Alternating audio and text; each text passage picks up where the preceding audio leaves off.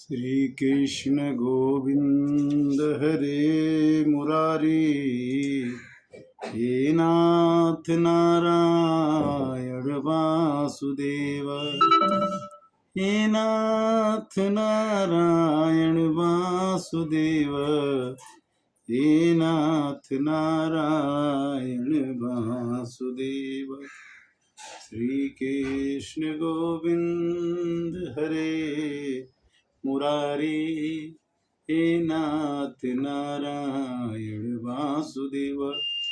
रामचरितमानस मानव ज्ञान भाग 196 के अंतर्गत भगवान की असीम अनुकंपा से हम आपके साथ भगवान कृष्ण द्वारा गीता में दिए गए ज्ञान की चर्चा करता हूँ कि ज्ञान वास्तव में क्या होता है, ज्ञान की परिभाषा क्या है, ज्ञान कहते किसे हैं। गीता के 12वें अध्याय में श्लोक संख्या 8 से लेकर के 12 तक 4 में ज्ञान की परिभाषा, ज्ञान को श्री कृष्ण भगवान ने परिभाषित किया है। और बिना ज्ञान के हम सत्य असत्य, अच्छा बुरा का निर्णय नहीं कर पाते हैं। तो जब तक अच्छा बुरा का निर्णय नहीं होगा तब तक हम भगवान की भक्ति नहीं कर पाएंगे, सत्संग नहीं कर पाएंगे। और जब तक हम सत्संग नहीं कर पाएंगे तब तक हमें भगवान की भक्ति और भगवान का ज्ञान और सुख का अनुभव नहीं हो सकता है। सुख तो है ही नहीं, संसार दुखालय है, बट फिर भी भगवान की कृपा जब तक होती रहती है तभी तक भगवान का भजन होता है। चाहे हंसा ले चाहे रुला दे, जीवन है तेरे हवाले रे मुरलिया वाले, जीवन है तेरे हवाले रे मुरलिया वाले। चाहे सुला दे चाहे जगा दे, भगवान जब चाहे तब इस जीवन लीला को समाप्त कर सकते हैं।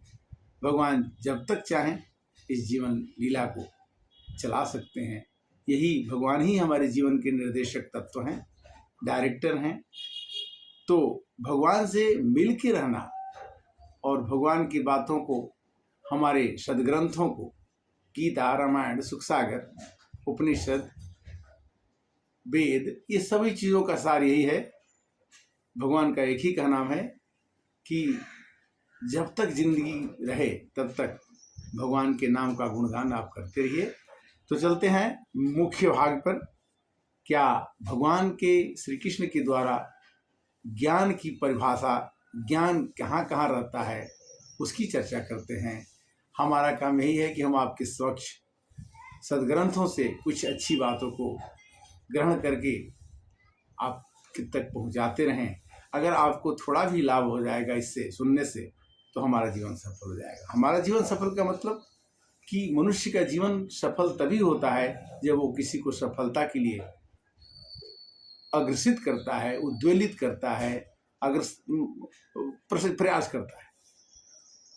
हमेशा परहित की भावना से काम किया हुआ काम ही काम है। अपने हित का काम करना तो स्वार्थ की बात होती है। और वही हो काम को हम असंतों की भाषा में असंत द्वारा ही जो काम किया जाता है अपने हित किया जाता है, और संत द्वारा जो काम किया जाता है वो परहित होता है। इसी बात पे चलते हैं। अमान आदित्यम अम्ब अहिंसा शांतिम राजमम, आचार्यो उपासनम शौचम अस्थार्य विनिग्रह, इंद्रियार्थेषु वैराग्यम मनम अहंकारेव च, जन्म मृत्यु जरा व्याधि दुख अनुदर्शनम, आसक्ति अरन असंविज्ञ पुत्रदार गृहादिषु, नित्यं च समा चित्त तत्व इष्ट निष्ठ पितृपतितुषु, मयि च अन्ययोगेन भक्ति अभिचारिणी, विभक्त देशो सेव्यम अरति जन संसदि, अध्यात्म ज्ञानम अनित्यम तम तत्वज्ञानार्थ दर्शनम, एतत् ज्ञानमिति प्रोक्तम अज्ञानम तो अन्यथा। अब चूंकि ये संस्कृत में है तो मैं इसका हिंदी में अनुवाद करता हूँ कि भगवान ने कहा कि ज्ञान की परिभाषा, ज्ञान क्या है, वो पहला क्या ज्ञान है, विनम्रता। मनुष्य के अंदर अगर विनम्रता है तो समझिए कि वो ज्ञान उसके पास है। दंभहीनता, घमंड न हो तो भी समझिए कि वो ज्ञानवान है। अहिंसा, वो किसी को मारने में विश्वास नहीं करता है तो भी समझिए कि वो ज्ञानी है। सहिष्णुता, टॉलरेंस, यानी कोई गलत काम करता है तो उसको सह लेता है तो उसको भी हम ज्ञानी बोल। सरलता, अगर उसके पास सब कुछ रहते हुए भी सरल स्वभाव का हो तो भी वो ज्ञानी है। प्रमाणिक गुरु के पास जाना, अगर ज्ञान है ज्ञानी के पास तो भी वो ज्ञान सीखने की कोशिश करता है, अपने से अच्छे गुणवान के पास जाकर के गुणों को ग्रहण करता है, ये भी ज्ञान का लक्षण है। ज्ञान इसे भी कहते हैं। पवित्रता, हमेशा होलीनेस, पवित्रता का। मानस की चौपाई है कि निर्मल मन जन सो मोहि भावा, मोहि कपट छल छिद्र न भावा। जिसका मन निर्मल होता है भगवान का निवास स्थान वही होता है। निर्मल मन मन जन सो मोहि पावा। भगवान कहते हैं कि हे भगवान, हे हनुमान जी, जो आदमी निर्मल मन का होगा, पवित्र मन वाला होगा, उसके हृदय में व्यवस्था हूँ। स्थिरता, स्थिरता मतलब जो कुछ संकल्प ले वो स्थिर संकल्प ले कि मेरे को ये काम करना है तो करना है, संकल्प अडिग न हो। आत्मसंयम, आत्मसंयम का है कि इंद्रिय द्वार धरो खाना ना, तह तह सुरभय ठेकरी थाना। अपने मन को नियंत्रण में रखना ही आत्मसंयम है। 5 घोड़े हैं, आंख है, नाक है, कान है, मुंह है, लिंग उपस्थ सब कुछ है, तो इसको अपने संयम में रखना। जो जीव मांगती है उसको जो चीज़ खिला देंगे तो दुख होगा, जो कान सुन लेगा गंदा, कोशिश करता तो उसको रोकना है, संयम करना है कि ये चीज़ गंदी है, इसको मत सुनो। अच्छे कार्यों को सुनना, अच्छे कामों में अपने मन को लगाना आत्मसंयम है। इंद्रिय तृप्ति के लिए विषयों का परित्याग करना। विषय क्या है कि इंद्रिय द्वार झरोखा नाना, तह तह सुर बैठे कर थाना। हमारे आंखों के सामने कोई गंदा सीन आता है तो उसको कोशिश करें कि न देखें। कानों के पास में कुछ ऐसा चीज आए तो कान न सुने। मुख ऐसा चीज आ जाए सामने तो उसको न खाए। मतलब हमारा कहने का मतलब इंद्रिय को तृप्ति करने के लिए, इंद्रिय तो चाहती है कि हम किसी का बुराई सुने, हम किसी को गंदा बोलें। गंदा बोलने में हमको बड़ा आनंद आता है, क्रोध में हम किसी को बुरा बोल देते हैं, किंतु हमें बाद में अफसोस होता है कि हमें उसे नहीं बोलना चाहिए। इंद्रिय विषय के तृप्ति का परित्याग करना। अहंकार का अभाव, हमारे जीवन में हम थोड़ा सा भी काम कर बैठते हैं तो हमको लगता है कि हम बड़े महान हो गए, हम बड़े आदमी बन गए, तो हम अहंकार बस कुछ और गलतियां सीख लेते हैं। ज्ञान तो आता ही हमारे अंदर, अज्ञान भी इसके साथ बढ़ जाता है। तो अहंकार का अभाव होना चाहिए। अहंकार ही मनुष्य के जीवन का सबसे बड़ा दुश्मन है। जन्म, मृत्यु, वृद्धावस्था तथा रोग। देखिए, जन्म तो होगा ही, 100 वर्ष के बाद हमें मरना ही है, 100 वर्ष के बाद फिर जीना है। जन्म के बाद हमारी मृत्यु होती है। जन्म, मृत्यु, वृद्धावस्था कितना भी कहें, 70 वर्ष के बाद हम वृद्ध अवस्था में पहुंच जाएंगे, इसको कोई रोक नहीं सकता। और रोग, रोग जो है, अगर कहें कि हम 70 साल जिएंगे, मेरे को कोई रोग ना हो, ये भी हम नहीं रोक सकते हैं। तो इन तीनों को, दो रोगों के दोषों की अनुभूति। अब जन्म अवस्था में कुछ हम जो दोष होते हैं वो हम करते ही हैं, बचपन में बहुत गलतियां करते हैं।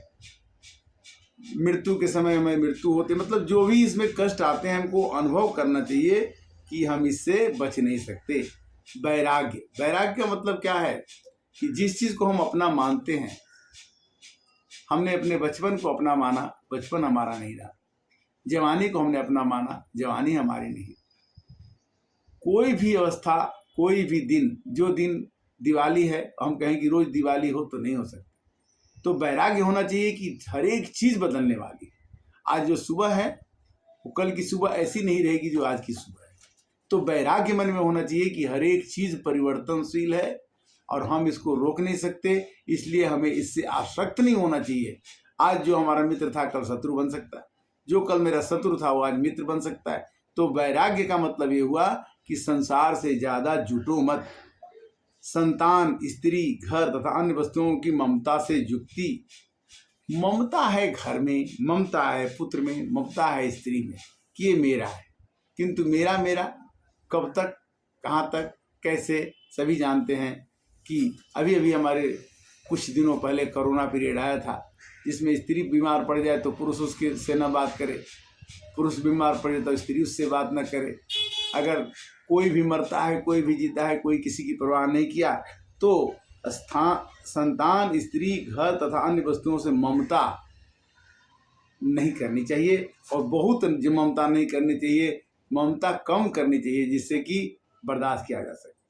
अच्छी तथा बुरी घटनाओं के प्रति संभाव, अगर कोई अच्छी घटना घटती है तो हम खुशी मनाते हैं कि ये हो गया, वो हो गया, पार्टी करते हैं। अगर कोई बुरी घटना होती है तो हम दुख मनाते हैं। तो दुख और सुख मनाने में ही जीवन बीत जाता है। भगवान कहते हैं कि दोनों को समान समझ करके अगर आपने समदम नियम नीति नहीं डोलही, पौरुष वचन कभी नहीं बोलही। मनुष्य को पौरुष माने कठोर अप्रिय भाषण नहीं करना चाहिए। असम दम नियम, सम रहना चाहिए, अपने अंदर दम रखना चाहिए, नियम रखना चाहिए, संयम रखना चाहिए, तभी मनुष्य का जीवन एक जीवन कहलाया जाता है। अच्छी तथा बुरी घटनाओं के प्रति संवाद, दुखे सुखे समय कृत्वा, दुख और सुख को समान करना चाहिए।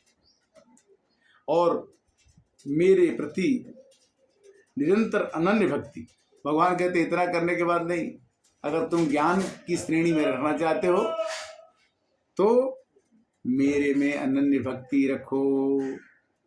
एकांत स्थान में रहने की इच्छा, और ज्यादा भीड़ भड़ाका में रहूंगा, अकेले रहने की कोशिश करो और मेरे नाम का स्मरण करो।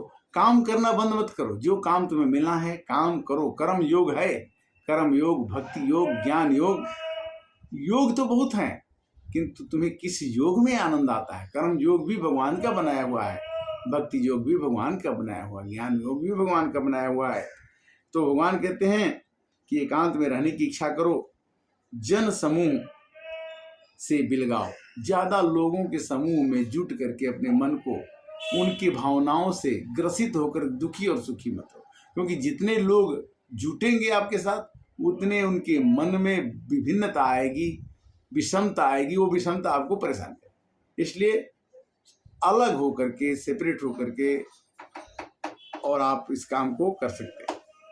आत्म साक्षात्कार की माता को स्वीकार करना, आत्म साक्षात्कार की माता को स्वीकार करना मतलब क्या है कि हमें आत्म साक्षात्कार होना चाहिए।